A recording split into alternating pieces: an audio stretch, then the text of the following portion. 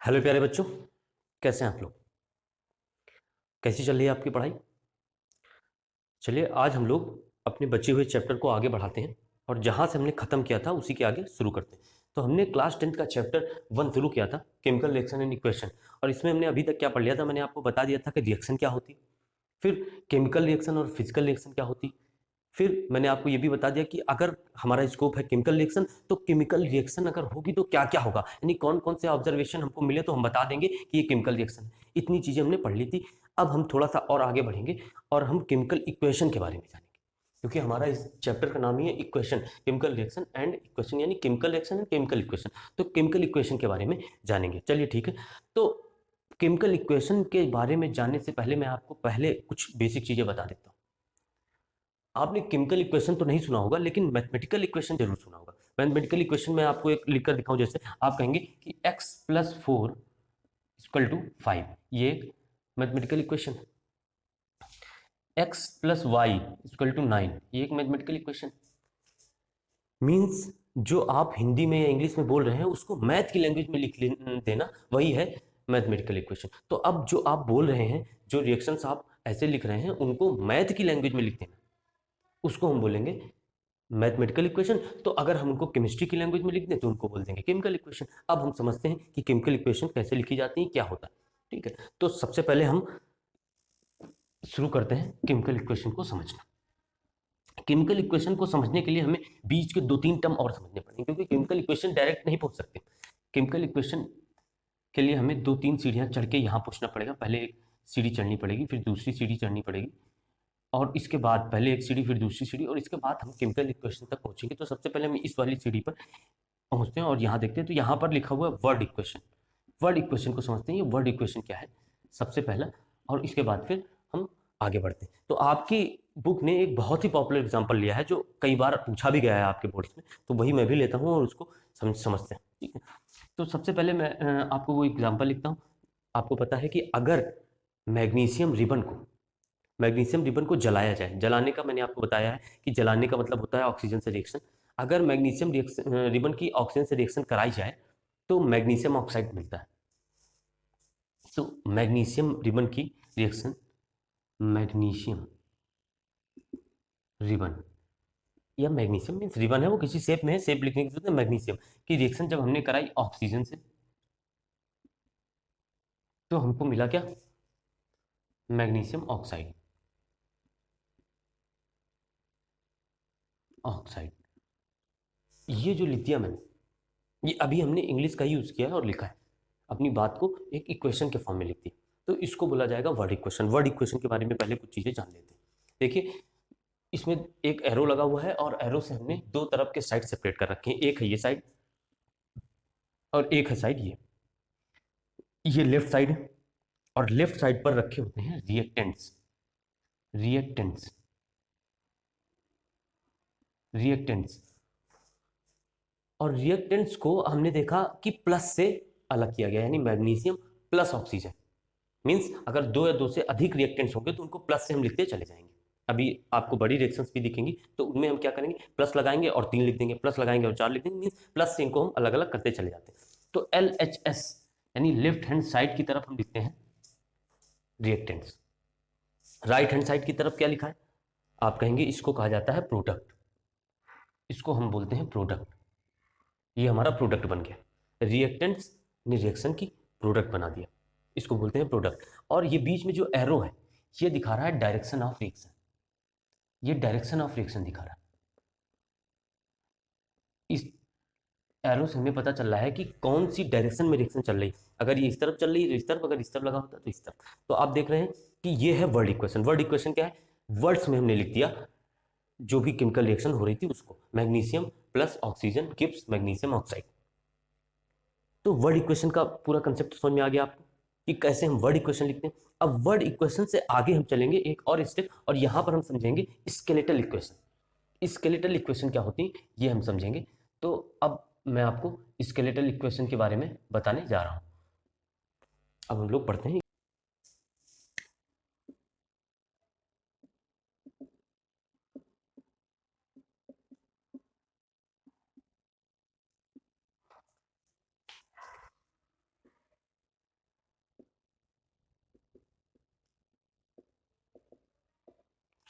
Magnesium oxygen gives magnesium oxide. ये आपके सामने लिखा हुआ है, magnesium plus oxygen gives magnesium oxide. इससे पहले हम एक प्रीफेस बनाते हैं। आपको पता होगा जॉन डाल्टन, जिन्होंने 1811 के आसपास अपनी एटॉमिक थ्योरी दी, इनका केमिस्ट्री में काफ़ी अहम रोल रहा।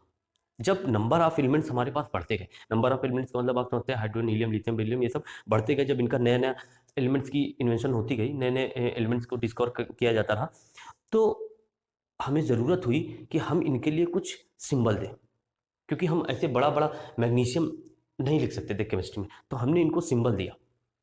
सबसे पहला सिंबल देने का जो एफर्ट किया था वो किया था जॉन डाल्टन ने, लेकिन उनके सिंबल इतने टफ थे और बहुत ही हार्ड टू रिमेंबर थे, तो उनको फिर इग्नोर कर दिया गया, उनकी ये स्कीम फ्लॉप हो गई। फिर दूसरा एफर्ट जो किया जे बर्जीलियस ने किया। आप जे बर्जीलियस का नाम कई जगह सुनेंगे, बहुत बड़े केमिस्ट हैं। तो जे बर्जीलियस ने क्या किया, दूसरा एफर्ट किया और ये सक्सेसफुल रहा। उन्होंने कहा कि इसके लिए आपको बहुत एफर्ट नहीं करने, जो भी एलिमेंट है हमारे पास उनका नाम और नाम के पहले 2 लेटर्स ले लेते हैं। कई बार ऐसा हुआ कि नाम मैच कर गए और 2 लेटर सेम आने लगे, तो हमने कहा कि एक काम करते हैं, लैटिन नेम उनका ले लेते हैं और उससे उठा लेते हैं 2 वर्ड। जैसे पोटेशियम, पोटेशियम में पीओ आता है, पोलोनियम उसमें भी पीओ आता है, तो पोटेशियम के लिए हमने केलियम शब्द यूज किया। सोडियम, सोडियम में भी ऐसा आता है, सल्फर में भी ऐसा आता है, इसलिए सोडियम का जब सिंबल दिया हमने तो Na दिया, क्योंकि सोडियम को लैटिन में बोलते हैं नेट्रियम। तो हमने मैग्नीशियम, ऑक्सीजन और इनके लिए सिंबल दिए। तो अब हम इनको सिंबल में लिख देंगे। मैग्नीशियम का सिंबल क्या दिया, Mg। ऑक्सीजन का सिंबल क्या दिया, O। और मैग्नीशियम ऑक्साइड क्या बन गया, MgO। 9th क्लास में आपने ये सारी चीज़ें पढ़ी हैं कि कैसे हम प्रोडक्ट बनाते हैं। इनकी वैलेंसीज क्रॉस मल्टीप्लाई हो जाती हैं, तो 2 वैलेंसी इसकी भी है, 2 इसकी है, 2 2 क्रॉस हो जाएगी तो MgO बन जाएगा। ठीक, बिल्कुल सारे रूल्स वही फॉलो करने हैं और इस तरह से जो हमारे पास ये बन के आ गई। हम देखते हैं क्या दोनों तरफ इनके एटॉमिक वेट सेम है, क्योंकि आपको पता है कि जितना वेट रिएक्ट करता है उतना ही वेट बनता है। आप पढ़ चुके हैं मास कंजर्वेशन में कि जितना मास आप रखेंगे उतना ही मास इधर भी आना चाहिए। मास कभी भी डिस्ट्रॉय नहीं हो सकता, ना आप मास को क्रिएट कर सकते, लाइक एनर्जी ये केवल एक फॉर्म से दूसरे फॉर्म में चेंज होता है। तो अगर इधर आपने जितना मास रखा होगा उतना मास इधर भी बनना चाहिए। तो आप देखिए जितना मास इधर है उतना मास इधर नहीं है, इसका मतलब ये इस तरह की रिएक्शन को हम बोलेंगे unbalanced reaction. Unbalanced reaction, unbalanced reaction, इस तरह की रिएक्शन को हम बोलेंगे अनबैलेंस्ड रिएक्शन। और इसी को बोला जाता है स्केलेटल रिएक्शन। स्केलेटल रिएक्शन, इसी को बोला जाता है स्केलेटल रिएक्शन। ये आपके सामने अनबैलेंस्ड रिएक्शन आ गई, स्केलेटल रिएक्शन आ गई। अभी तक हमारे पास अनबैलेंस रिएक्शन आ चुकी है, तो अब हम आएंगे और बैलेंस रिएक्शन के बारे में जानने की कोशिश करेंगे कि रिएक्शन बैलेंस कैसे होती है, क्योंकि अनबैलेंस जुड़ा लिखा है, इसका मतलब बैलेंस भी होती होगी। और बैलेंस होती है तो कैसे बैलेंस होती है, जैसे आपने सीसॉ देखा होगा, सीसॉ का एक झूला होता है, ये ऐसे होता है और ये बैलेंस होता है तो दोनों तरफ सेम हो जाता है, यानी जितना वेट इधर है उतना ही वेट इधर है, तो बैलेंस हो गया। अगर किसी तरफ एक तरफ ज़्यादा हुआ तो ये ऊपर उठ जाएगा, या इस तरफ ज़्यादा हुआ तो ये ऊपर उठ जाएगा, और इसी तरह से झूले का सिस्टम चला करता है। तो ऐसे ही बैलेंस करने के लिए अब हम देखेंगे कि कैसे बैलेंस की जाती है रिएक्शन। तो अब हम लोग देखते हैं कि बैलेंस केमिकल रिएक्शन क्या है और कैसे हम रिएक्शन को बैलेंस करते हैं। चलिए, केमिकल रिएक्शन क्या है पहले देखते हैं, कि कुछ बैलेंस्ड रिएक्शन देखते हैं और इसके बाद फिर हम सीखेंगे कि रिएक्शन को बैलेंस कैसे किया जाता है। तो सबसे पहले कुछ बैलेंस रिएक्शन देखते हैं। देखिए, एक रिएक्शन में आपके सामने लिखता हूँ जिंक प्लस H2SO4। जिंक जब H2SO4 से रिएक्शन करता है तो ये बनाता है ZnSO4 प्लस H2।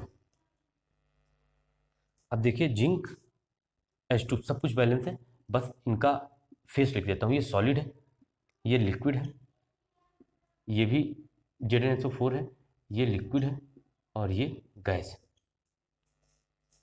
तो इस तरह से आपके सामने ये बन के आ गया। अब हम एक और रिएक्शन जान लेते हैं, जैसे आपको मैं बता रहा हूँ H2 plus O2 gives 2H2O। तो यहाँ देखिए O2 है तो O2 है, H4 है तो H4 है, यानी कि ये भी बैलेंस।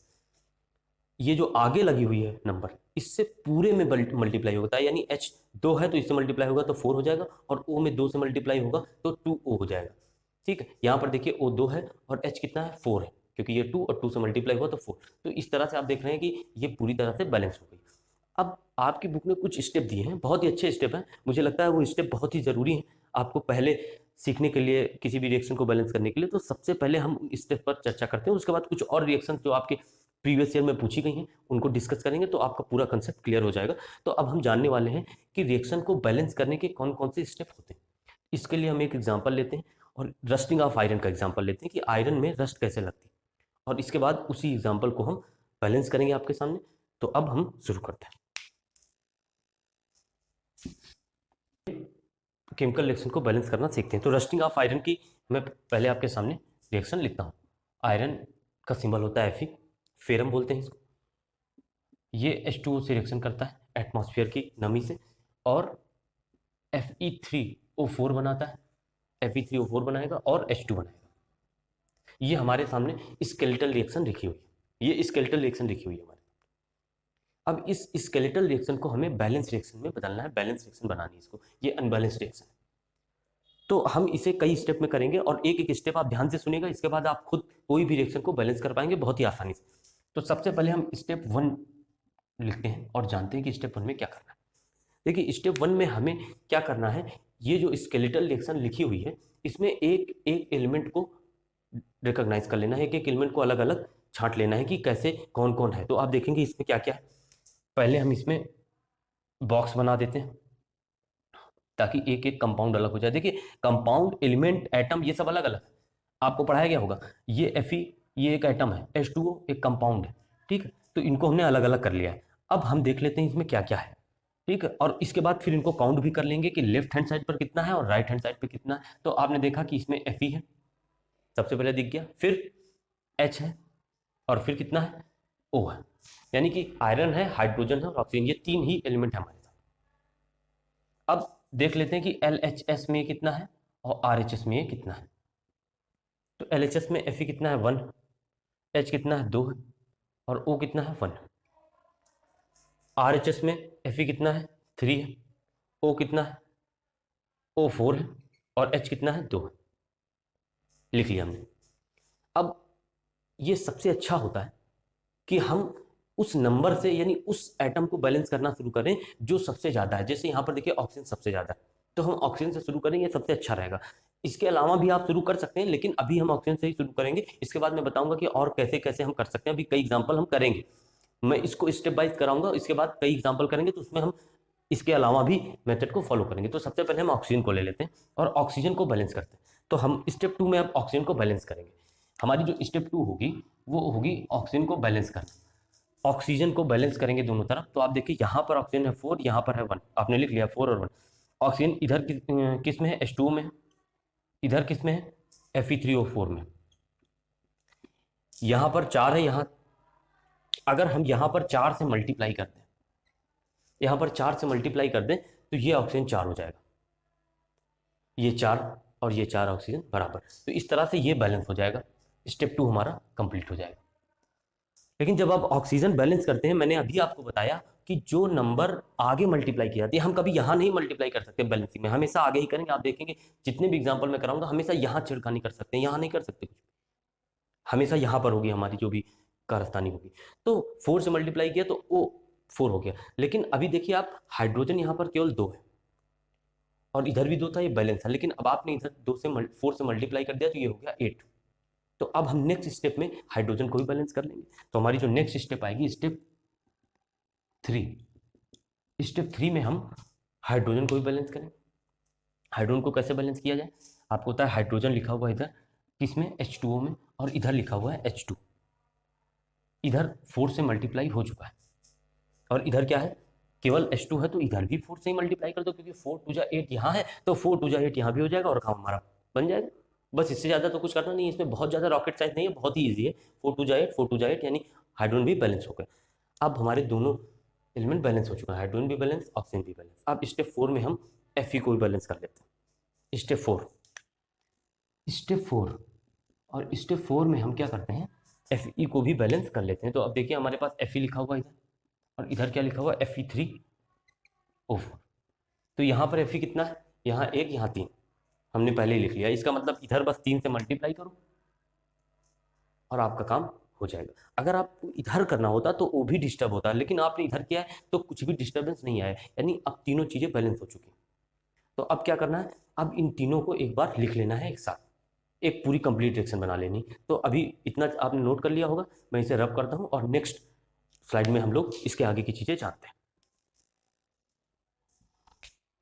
चलिए अब हम लोग स्टेप 5 समझते हैं। तो स्टेप 5 में क्या है, स्टेप 5 में आपके सामने जो रिएक्शन आपने अभी तक बैलेंस की है उसको हम लिख लेते हैं।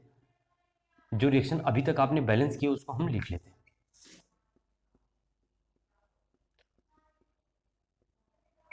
ठीक है, अब इसमें हम जो भी आपने बैलेंस किया वो लिख लेते हैं। यहाँ पर 3 से मल्टीप्लाई किया था, यहाँ 4 से मल्टीप्लाई किया था, यहाँ कोई मल्टीप्लाई नहीं था और यहाँ भी 4 से था।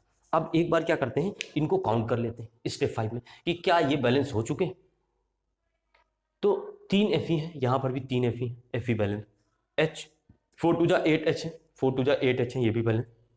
4O है, 4O है, ये भी बैलेंस। यानी सारी चीज़ें बैलेंस हो चुकी हैं। अब कोई दिक्कत नहीं है, सब कुछ बढ़िया हो चुका है, हंकी डोरी और घी के दिए जल जाए। अब बस हमें स्टेप 6 में इसको फाइनल कर देना है। तो स्टेप 6 में हम क्या करते हैं, ये स्टेप काफ़ी इंपॉर्टेंट है, कई बार लोग इसे स्किप भी कर देते हैं, लेकिन ये केमिकल रिएक्शन का, एक बैलेंस केमिकल रिएक्शन का कितना इंपॉर्टेंट स्टेप है आप समझ सकते हैं। इसमें हम क्या करते हैं, इनकी फेस लिखते हैं, स्टेट किस स्टेट में है। तो देखिए Fe जो होता है वो होता है सॉलिड स्टेट में। तो अब हम इसके आगे छोटा सा S लगा देंगे, मीन्स ये सॉलिड स्टेट में। फिर 4H2O, आपको पता है H2O एटमॉस्फेयर की नमी है, और ये जो था ये गैसेस स्टेट में था, तो इसको हमने गैसेस स्टेट लिख दिया। Fe3O4 ये सॉलिड स्टेट में आया, ये रस्ट है, आपको पता है सॉलिड ही आता है। और ये 4H2O, तो 4H2 ये क्या है, ये भी गैस है, और गैस के साथ हम एक एरो ऐसे भी लगा देते हैं, ये एरो रिप्रेजेंट करता है कि ये गैस इवॉल्व हो गई, निकल गई, एटमॉस्फेयर में चली गई, क्योंकि ये रिएक्शन जो होती है ओपन होती है, तो ये गैस जो है एटमॉस्फेयर में चली गई। तो मुझे लगता है कि ये सारे स्टेप अब आपको समझ में आ गए होंगे। एक बार इसको बार बार देखिए, इसके बाद अब हम आगे शुरू करते हैं कुछ एग्जाम्पल इसके, और बहुत अच्छे तरीके से इन चीज़ों को समझते हैं। चलिए ठीक है।